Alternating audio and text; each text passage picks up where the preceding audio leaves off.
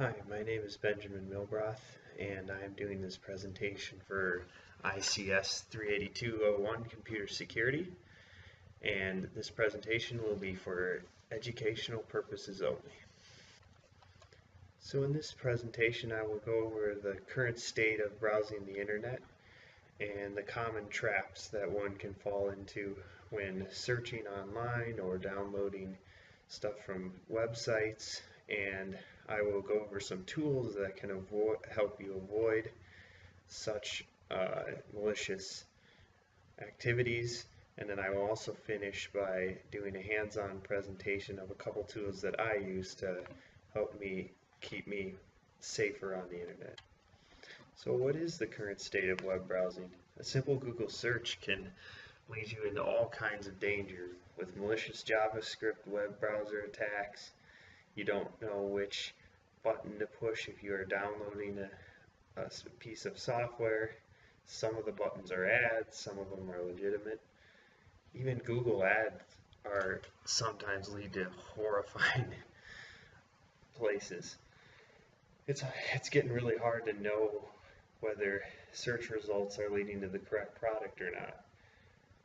As more and more activities are online, the scammers and the ad makers get more clever, and it is essential to be properly aware of the techniques that scammers use. So what can you do to properly protect yourself online? I would recommend definitely getting a web browser, a modern web browser with proper add-on support like Firefox or Chrome. Both browsers have a pretty extensive extension database of add-ons that enable security enhancements. I personally use NoScript and uBlock for Firefox. Both of these add-ons are very essential to my browsing because they both block scripts and ads that could be malicious or misleading. The NoScript add-on blocks JavaScripts on sites on a site-by-site basis, or it can universally block scripts on all sites, and then you can allow scripts that need the site to run, or it can allow top-level domains by default. The uBlock add-on is kind of like its name suggests, it blocks ads. It's a more simple solution for the everyday user. It just straight up blocks ads. It can also eliminate the trickery that ad companies use that have fake download buttons. So I would recommend these two add-ons, and these two add-ons I will actually use in my demonstration. So before I go into my hands-on portion of this presentation, I just want to share a couple of general techniques for safe browsing. Like I mentioned before, you want to use a browser with many add-ons, but you also need to keep that browser updated, and that with all the latest security patches and fixes. So I always keep my browser updated all the time. Also, obviously, you would want to keep the add-ons that you use updated too, to fix all the bugs and security issues. Adobe Flash Player also is not that great of an idea to have enabled. Nowadays everything is switching over to HTML5, so if possible, disable Adobe Flash Player because it has many issues and security vulnerabilities. Also in general, if a site is secured with HTTPS, a padlock icon in Firefox and Chrome, you can look on at the URL bar and see if you are on a secure site before entering any sensitive data. That's just a general tip. It doesn't apply in every situation, but it is a good general tip. So now that we go to the actual hands-on portion of the presentation, I'll be going through a bunch of techniques and the tools that I mentioned earlier, actually installing them into the browser, and then also using these techniques and showing on screen We'll start with OpenDNS, which is a DNS server that filters out some of the most common malicious sites, so it's a good start for safe browsing. And then I'll also go to a common download site and then just show the possible scams when you don't have an ad blocker or script blocker installed, and how easy it is to fall into the or the wrong site or download the wrong thing. I'll also just show the URL bar and identifying secure sites, and then I'll finish up by showing a demo of NoScript and uBlock Origin, which I mentioned earlier, the before and after of the add-ons, after the add-ons are installed, and then some of the settings that I use, and then I'll show the aftermath of them installed. So now I will go to the OpenDNS site and then show how to set up their DNS servers in order to filter out malicious content and other nasties. So OpenDNS provides a nice service that prevents bots and other malware sites from even resolving on your computer. It's a really good, easy way to provide a rudimentary level of security for your computer system.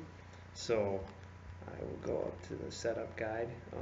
Basically, you just switch out your name servers from the default ones that your service provider provides you, or Google, and then you put those settings into your network card and save, and then you will be using the OpenDNS filter. So I'll show you how now. So I'll just go to Network, Properties, go to the connection that I'm using, and so right now MetroState name servers are being used. I'll just go to Properties, and then the IPv4 connection, and then right now it's obtaining the DNS server address automatically, so we want to use OpenDNS's servers. So I'll just copy these actually, and then insert them into each of those boxes.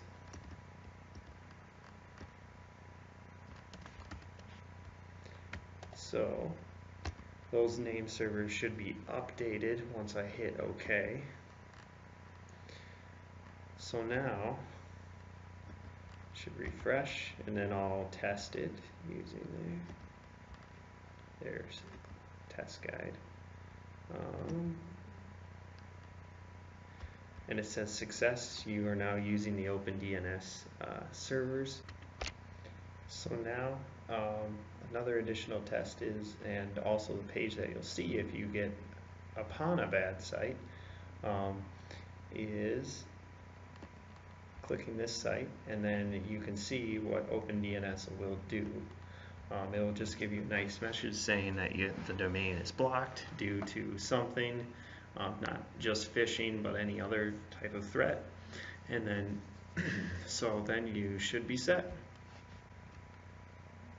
So now I will give you a brief overview of what you can find and what the damages possibly can be if you don't use ad blockers or script blockers. I'll just do try to download a common antivirus program called Avast, and now we will see how bad even reputable download sites can be. So I'll just say Avast download free in the search bar.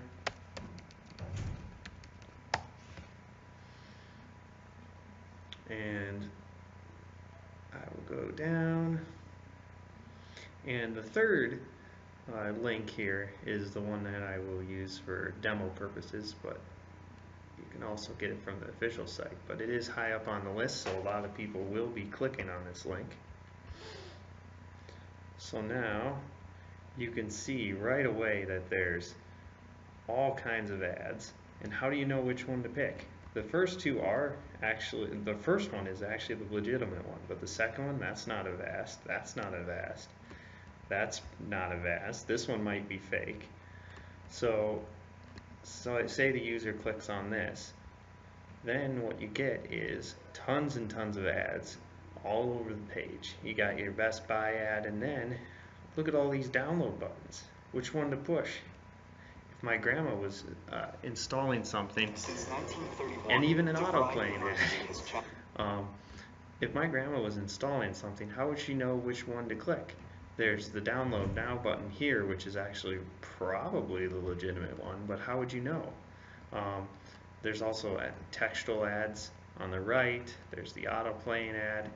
All in all, it's just a really, really bad system. Even this one, there's an ad there, fake ads, textual ads, and clickbait over there. It's just overall a bad system. So how do you remove all those ads? You can use a free app blocker called uBlock, which I had mentioned before, to effectively block almost every ad on the internet. I'll just search it up now and show you the site.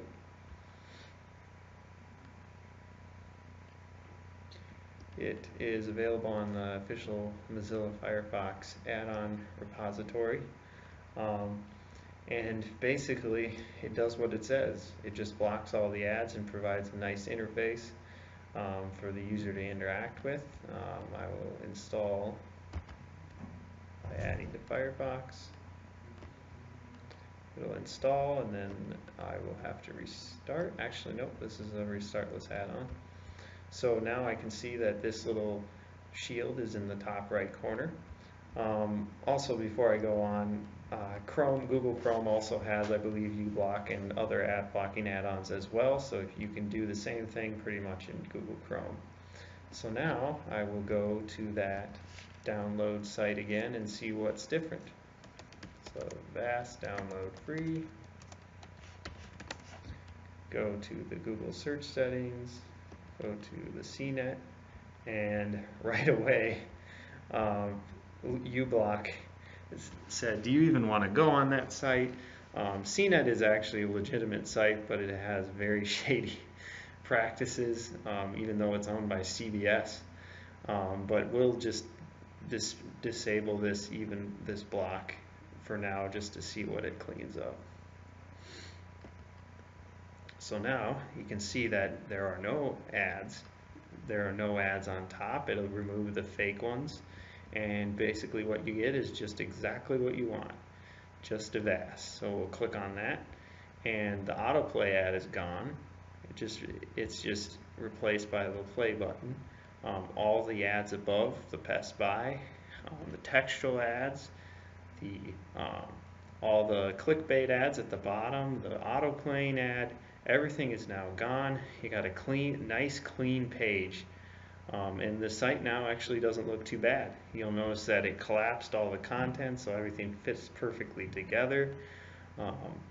And yep, no ads. So now you just got one download button, which is the right one, and then you'll just be able to download it without any problem.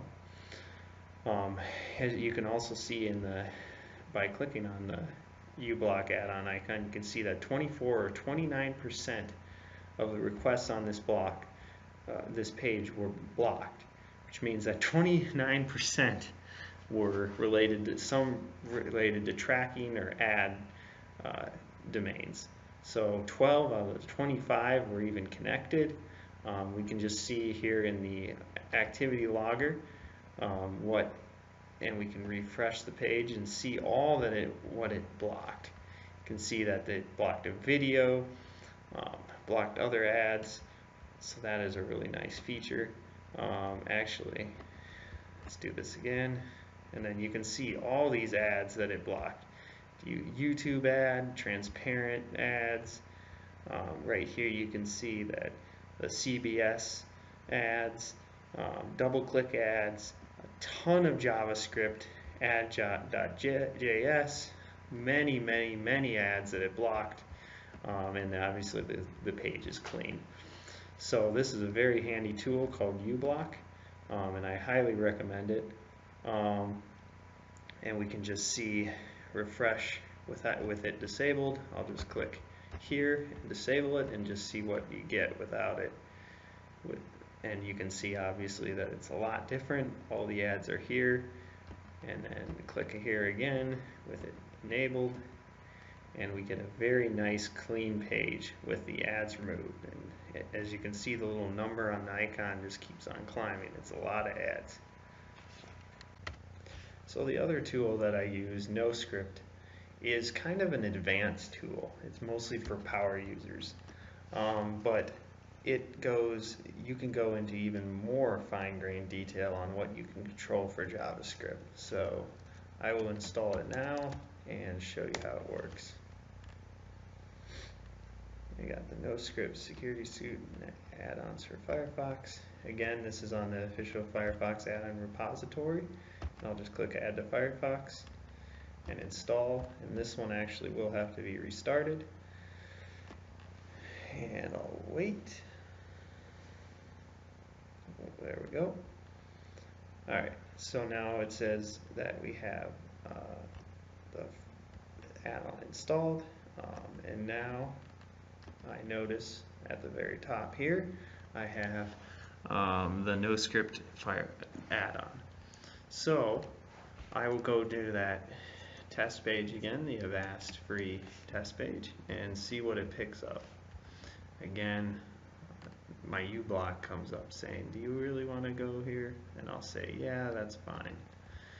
And then as you can see now, right away it looks a lot different, and doesn't look too nice, because basically what NoScript is doing is blocking pretty much all the scripts on the page, except some of the scripts that it just trusts automatically. And that's bad news for the average user, because you want to see more than this. It looks kind of bad. So basically, you can allow on this site scripts that you think are good. Like we'll say allow CNET, because that probably allows the site to actually run pretty well. And then maybe CBS, because that's their parent company. And then don't want to allow double click, and static, I don't know about that. So we refresh, and now it actually looks more like it did when before. But this is a lot of maintenance for the average user to do. I mean, who wants to go on every single site and allow every script that you think is good? What I do is go to options and temporarily allow top level sites by default. So that means that all the scripts that are run by the parent site are allowed. As you can see, like if it was NoScript, it would just allow everything from that domain, or let's go to a more popular site and see how it works. So if you go to CNN.com, you can see that everything looks pretty good, because it is allowing the CNN script to run. So that allows the style to be fine and everything to look pretty good. If you weren't to allow the top level domain sites, what you saw on the Avast free pages would be what you would get a lot. Because if we were to forbid CNN.com, here's what it would look like, and it doesn't look too good at all. You don't get anything, so that's bad news. So we'll just allow that. So it is a complicated add-on to use, but I think it's worth it in the long run. When you do research online and you look up different sites, you want to have protection, and what NoScript does is prevent you from getting into a lot of trouble from malicious scripts. So you can go do Google searches and have just the top level domains allowed, and a lot of the other malicious scripts that run on the pages are blocked, and of course the ads are blocked too, so it prevents a lot of bad. So the last tip I want to show before the presentation is over is just a very simple tip. Like I had mentioned before the hands-on part, checking to see if a site is secure or not. So if you go to a site and you want to enter personal information or valuable information, you can just look up at the URL bar and you can see the little lock on the screen right here, and you can see that it says a secure connection, and it says verified by Symantec Corporation. You can see what certificate the site uses for its security, and you can actually view the certificate too. So always before you enter information on a site, you want to make sure that it's secure, and then also check into the certificate, because some sites are clever and they use an open source certificate. You want to make sure that you check out the certificate, who provides the certificate as well. So in conclusion, what I want people to get out of this presentation is that it's not a hopeless situation to browse the internet and just always be scared of getting a virus or having your computer totally borked up. There are tools that are out there, like the ones that I mentioned, UScript or NoScript and uBlock Origin, that can provide a nice layer of security. It doesn't prevent you from getting any viruses, but it is very, very good start. And even OpenDNS, what I mentioned too, it's just a really good layer of security, and especially with uBlock, they're very easy to use, and they only take about 5 to 10 minutes to set up. So I would definitely recommend using uBlock, and if you're brave enough, NoScript, and also OpenDNS, just to provide that extra layer of security. So I hope you enjoyed my presentation. Thank you.